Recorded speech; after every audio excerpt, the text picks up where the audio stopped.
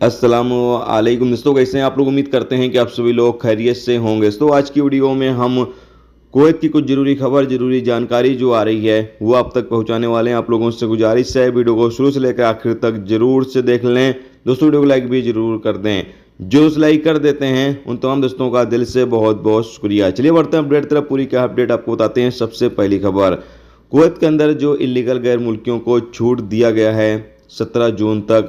जैसे जैसे ये टाइम नज़दीक आ रहा है, कुवैत में एमओआई के अधिकारियों की तरफ से बयान दिया जा रहा है। अधिकारियों का कहना यह है कि जो छूट 17 जून तक दिया गया है इसमें और ज़्यादा अब बढ़ोतरी नहीं की जाएगी, यानी आगे प्रवासियों को छूट नहीं दी जाएगी।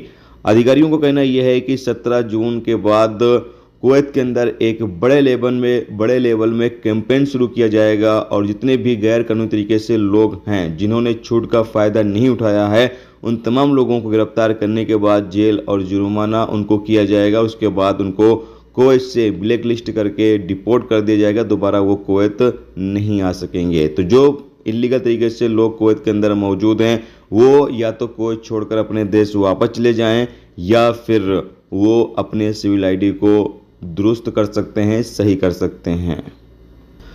इसके साथ अगली अपडेट यह है कि सऊदी अरब ने ऐलान किया है कि सऊदी अरब के अंदर ईद उल अजहा का पहला दिन 16 जून को होगा, यानी बकरा ईद सऊदी अरब के अंदर 16 जून को मनाया जाएगा। वहीं ओमान की तरफ से ये ऐलान किया गया है कि ओमान में ईद उल अजहा का पहला दिन 17 जून को होगा, यानी ओमान में 17 जून को ईद उल अजहा का पहला दिन होगा और कुवैत के अंदर भी ईद उल अजहा का पहला दिन 16 जून को ही होगा।